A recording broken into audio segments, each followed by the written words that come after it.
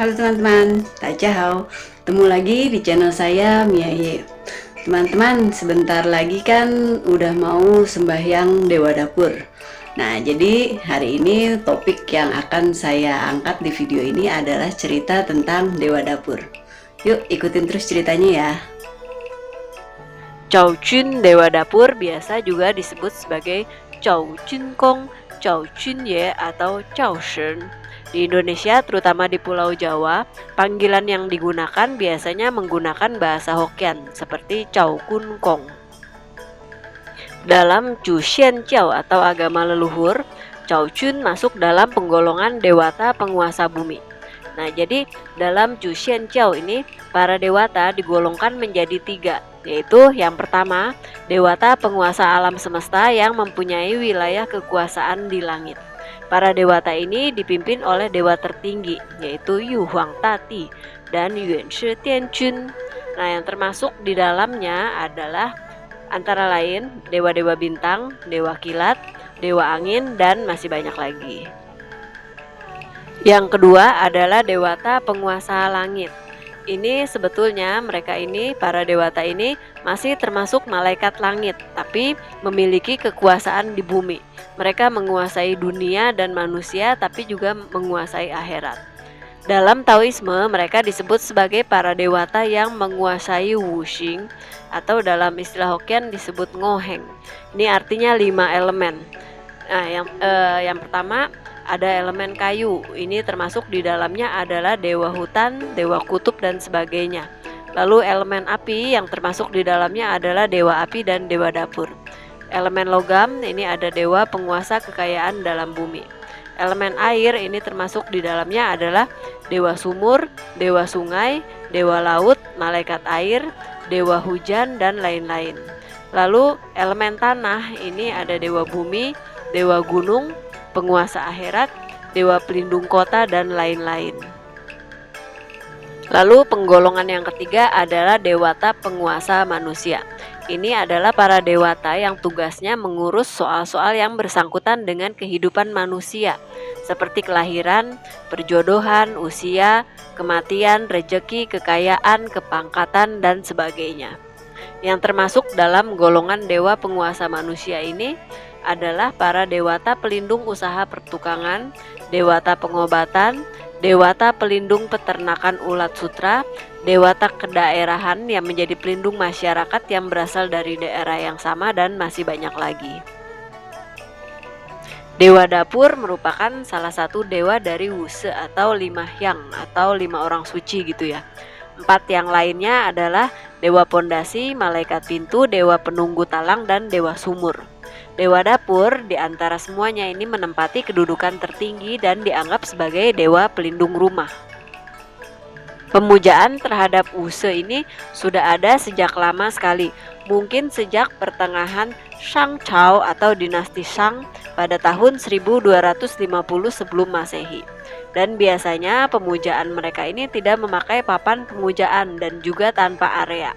Tapi nggak semua juga begitu, kadang-kadang ada juga yang memakai. Di antara kelima dewata ini, yang paling populer memang adalah dewa dapur. 4 lainnya, terutama di Indonesia, sudah jarang terlihat. Di Chungguo atau Tiongkok, pada zaman purbakala, dewa dapur mempunyai kedudukan yang tinggi di masyarakat. Pada mulanya, Chao Chun dipuja sebagai pencipta api. Tapi karena kemudian ada dewata yang khusus menguasai api, maka Chao Chun dipuja sebagai dewa pelindung rumah tangga. Tugasnya adalah memberikan berkah dan hukuman kepada penghuni rumah yang bersangkutan sesuai dengan perbuatan mereka masing-masing. Untuk tugas ini, Chao Chun membuat laporan tahunan tentang tingkah laku semua penghuni rumah, dan pada akhir tahun, yaitu pada tanggal 24 bulan 12 penanggalan Imlek, Chao Chun akan naik ke singgasana langit untuk memberikan laporannya kepada Yu Huang Shangti. Biasanya orang-orang sudah mulai bersembahyang pada tanggal 23 malam untuk mengantar kepergian Chao Chun, tapi ada juga yang bersembahyang di tanggal 24-nya. Di Indonesia hari ini biasa juga disebut sebagai hari Tepekong naik, dan biasanya juga hari ini turun hujan yang deras ya. Di Beijing, setiap tanggal 3 bulan 8 penanggalan Imlek sampai detik ini, para tukang masak di rumah-rumah makan dan hotel-hotel besar dari segala pelosok kota biasanya menyempatkan diri untuk bersembahyang ke kelenteng Dewa Dapur. Kelenteng ini mungkin hanya satu-satunya yang ada di kota tersebut, sebab memang jarang ada kelenteng khusus yang memuja Dewa Dapur.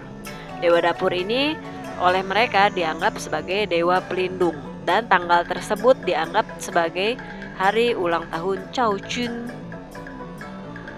Karena Chao Chun dianggap sebagai dewa penguasa keluarga, maka setiap sembahyang Dewa Dapur ini biasanya semua anggota keluarga hadir dan sembahyang akan dipimpin oleh kepala keluarga. Tapi kebiasaan ini tidak mutlak. Di berbagai daerah yang lain mungkin juga ada kebiasaan yang berbeda-beda. Ada suatu tempat yang tidak mengizinkan kaum wanita, bahkan nyonya rumah sekalipun, untuk ikut bersembahyang. Ada juga yang hanya boleh dihadiri oleh para lanjut usia. Pada masa dinasti Tang, persembahan kepada Chao Chun hanya terdiri atas semangkok teh dan 3 batang hiyo. Tapi kemudian sesajen itu bertambah banyak lagi, dan umumnya terdiri dari makanan dan buah-buahan yang manis seperti manisan bligo atau penganan dari ketan yang dibalur oleh gula. Pada keluarga yang kaya, sesajiannya tentu aja lebih mewah dan lebih bervariasi. Ada kue, manisan, buah-buahan, daging, dan lain-lain. Lalu pada masa dinasti Ming, ada sebuah cerita tentang seorang pelajar yang hendak memperkosa pembantunya. Tapi untungnya si pembantu berhasil meloloskan diri. Pada saat kejadian tersebut, istri si pelajar bermimpi. Dia melihat 2 orang yang sedang bercakap-cakap. Yang satu adalah Chao Chun, yang lainnya adalah pembantunya. Pembantunya Chao Chun maksudnya, karena Chao Chun ini kan punya 2 orang pembantu, yaitu San Quan dan E Quan. Si pembantu tersebut berkata, "Orang seperti ini perlukah kita putuskan garis keturunannya, atau cukup hanya dengan memotong umurnya?" Chao Chun menjawab, "Jangan dulu. Lebih baik kita lihat saja apakah orang tersebut bisa menyesal atau tidak." Istri si pelajar terbangun dan merasa kaget dengan mimpinya itu. Lalu keesokan harinya, ia menceritakan mimpinya tersebut kepada suaminya. Sang suami juga sama, dia terkejut juga karena tidak menyangka perbuatan buruknya bisa dicatat oleh Chao Chun. Seketika itu dirinya merasa amat ketakutan. Lalu ia memutuskan untuk bertobat atas perbuatan buruknya.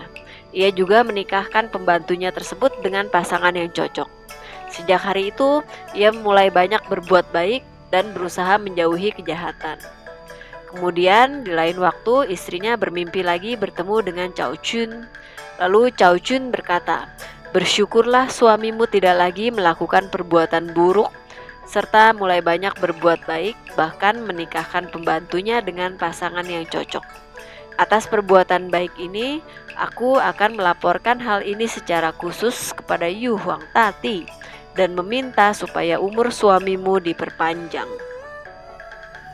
Pada masa dinasti Qing, upacara penghantaran Chao Chun ke surga sudah amat umum dilakukan di kalangan rakyat.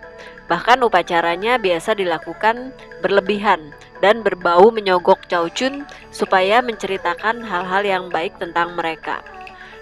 Diceritakan Chao Chun amat marah kepada satu keluarga yang hobinya berkelahi, nggak akur sesama saudara, berlaku jahat, menyebar fitnah, tidak mau berbuat baik, tapi hobinya menyogok para dewa. Chao Chun diceritakan menampakkan diri dan mengatakan, "Tidak peduli seberapa besar persembahanmu kepadaku, tidak peduli seberapa banyak hartamu, tidak peduli seberapa tinggi kedudukanmu, hal-hal tersebut tidak akan menggoyahkan aku untuk mengatakan yang sebenarnya. Perbuatan-perbuatan baik dan menghindari perbuatan-perbuatan buruk itulah persembahan untukku. Jika kalian bisa berubah pada hari penyambutan aku, maka aku akan melindungi keluarga kalian." Di Jiangnan, penduduk biasanya membuat hang yuan atau onde, manisan kecamba gandum, serta kue babi untuk disajikan dalam upacara sembahyang Dewa Dapur. Sesudah semua sesajian itu diatur rapi dan ditempatkan di depan patung atau gambar Chao Chun, mereka mulai bersembahyang dengan harapan semoga Cao Chun mengatakan yang baik-baik saja dalam laporannya kepada Yu Huang Tati. Lilin dan Hion disulut, kertas uang dan kuda-kudaan kertas dibakar untuk mengantar keberangkatan sang dewa dapur.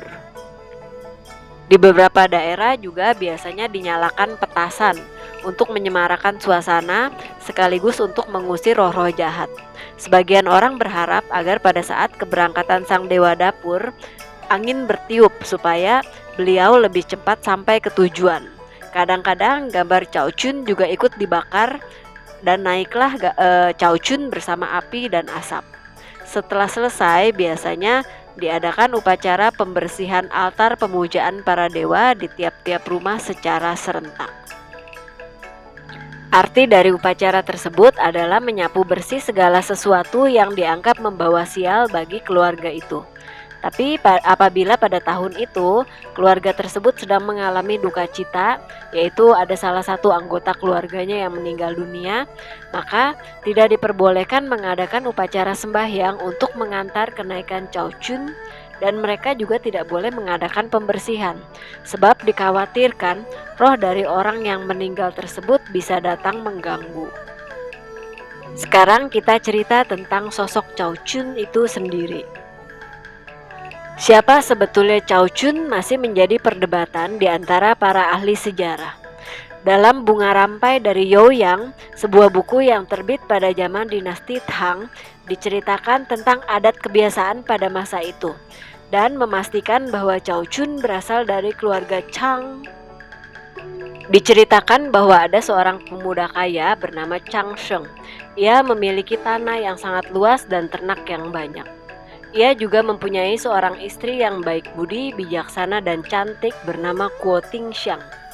Semuanya berjalan baik sampai pada suatu hari Chang mengambil istri kedua bernama Li Haitang. Li Haitang ini adalah wanita yang busuk dan dengki hatinya. Akibat pengaruh dari istri keduanya tersebut, Chang Sheng kemudian menceraikan istrinya. Tanpa sepengetahuan sang istri, Chang Sheng yang sudah mabuk kepayang kemudian menghambur-hamburkan harta bendanya bersama istri yang kedua. Setelah selang 2 tahun kemudian, karena keborosan hidupnya, Chang Sheng jatuh miskin. Istri keduanya yang melihat sudah tidak ada harta lagi yang bisa diperolehnya, lalu memilih pergi bersama laki-laki lain dan meninggalkan Chang yang kemudian hidup sebagai pengemis.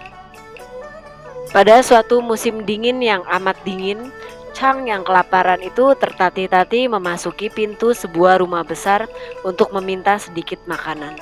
Seorang pelayan menerimanya dengan baik dan membawanya ke dapur. Di situ ia bisa memperoleh makanan. Dari penuturan sang pelayan, Chang Sheng mengetahui bahwa si pemilik rumah besar itu adalah seorang wanita yang baik hati dan gemar menolong orang yang miskin. Dan yang lebih menarik lagi adalah bahwa wanita itu tidak menikah. Hal tersebut sangat menimbulkan rasa kagumnya. Pada waktu wanita pemilik rumah itu datang menemuinya, Chang menjadi sangat terkejut karena wanita itu ternyata adalah istri pertama yang telah diceraikannya dulu, Kuo Ting Xiang. Merasa malu akan perbuatannya sendiri, Chang Sheng gak berani menemuinya. Akhirnya ia bersembunyi di dalam sebuah tungku dan tetap tinggal di situ sampai ia mati terbakar. Ketika mendapatkan bahwa orang yang hangus terbakar di dalam perapian itu adalah bekas suaminya, Kuo Ting Xiang merasa sangat sedih. Kuo akhirnya juga meninggal dunia karena kesedihannya itu. Ketika Yu Huang Tati mengetahui peristiwa ini, beliau menjadi sangat terkesan akan ketulusan hati Chang Sheng yang berani mengakui kesalahannya. Maka kemudian ia menobatkan Chang Sheng sebagai Cao Chun atau dewa dapur. Lalu istri pertamanya, Kuo Ting Xiang, juga dianggap sebagai dewi pendampingnya, yang lazim disebut dengan sebutan Cao Nai Nai. Dalam versi lainnya juga diceritakan tentang seseorang yang bernama Chang. Alkisah ada sepasang suami istri yang sangat melarat hidupnya. Penderitaan mereka menjadi semakin berat setelah datangnya musim panas yang panjang. Karena tidak ada lagi yang dapat menyambung hidup mereka, maka sang suami terpaksa merelakan istrinya untuk dijadikan sebagai istri muda dari seorang yang kaya raya. Sang hartawan ternyata adalah seorang yang suka berbuat amal. Setiap terjadi bencana kekeringan, ia selalu membuka dapur umum untuk membantu rakyat sekitarnya yang kelaparan. Usaha ini biasanya ditangani oleh istri mudanya. Maka pada suatu hari saat bencana kelaparan datang lagi, Chang lalu berdiri di antara deretan panjang antrian di rumah sang hartawan untuk memperoleh pembagian makanan. Tapi apa mau dikata, sebelum sampai giliran Chang, makanan tersebut udah keburu habis dan Chang terpaksa pulang dengan perut kosong. Karena khawatir kalau bekas suaminya tidak kebagian makanan, keesokan harinya sang istri memerintahkan supaya pembagian makanan dimulai dari bagian belakang. Tapi karena kemarinnya tidak kebagian, Chang kali ini berinisiatif untuk datang lebih awal sehingga dapat menempati urutan antrian yang paling depan. Akibatnya, sebelum sampai gilirannya, lagi-lagi jatah makanan sudah habis. Melihat hal tersebut, bekas istrinya merasa sangat sedih. Akhirnya, pada hari berikutnya, ia memutuskan untuk mulai dari tengah. Tapi hari itu, ternyata bekas suaminya tidak kelihatan. Rupanya, 2 hari terlewatkan tanpa sebutir nasi pun masuk ke dalam perutnya, membuat Chang akhirnya tidak kuat lagi. Ia pun mati kelaparan. Tahu akan kematian suaminya, bekas istrinya itu merasa hidupnya pun tidak ada artinya lagi. Dalam kesedihan yang teramat sangat, ia akhirnya memutuskan untuk gantung diri sebagai wujud kesetiaannya pada suaminya yang pertama. Lalu kemudian Yu Huang Tati mengangkat sepasang suami istri yang setia itu sebagai dewa dan dewi dapur. Dalam versi cerita yang lainnya, ada seorang dewa bernama Chang Wei alias Cekuo yang pandai dan tampan. Ia menjabat suatu kedudukan di Kayangan, tapi wataknya malas dan sangat gemar dengan perempuan cantik. Meskipun demikian, Yu Huang Tati menyayanginya. Akhirnya atas dorongan Shi Wangmu, Yu Huang Tati lalu memerintahkan Chang Wei untuk turun ke dunia dan menjadi dewa dapur, supaya ia dapat sepuas-puasnya melihat wanita. Karena yang bekerja di dapur kan umumnya adalah wanita.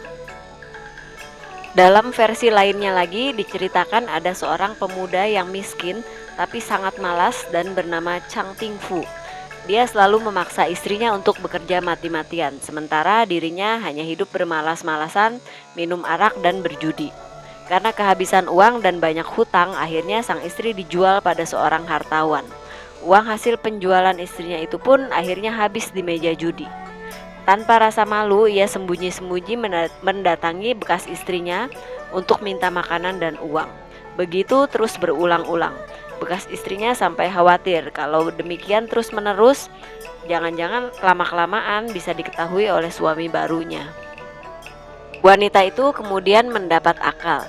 Dimasukkannya sebuah uang perak ke dalam bacang dan diberikan kepada Chang. Ia berpesan supaya untuk selanjutnya Chang tidak usah datang lagi. Ternyata Chang tidak memakan bacang itu, malahan menggunakan uangnya untuk berjudi. Lalu kemudian ia kalah lagi.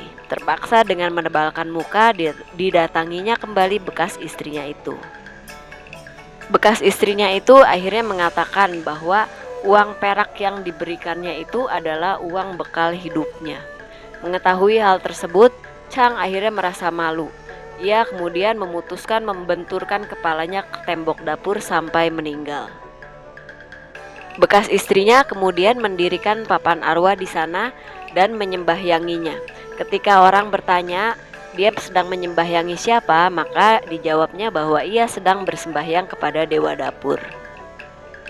Itu hanya sebagian dari versi yang ada tentang Cao Chun, dan masih banyak lagi di luar versi cerita lainnya tentang sang dewa dapur ini.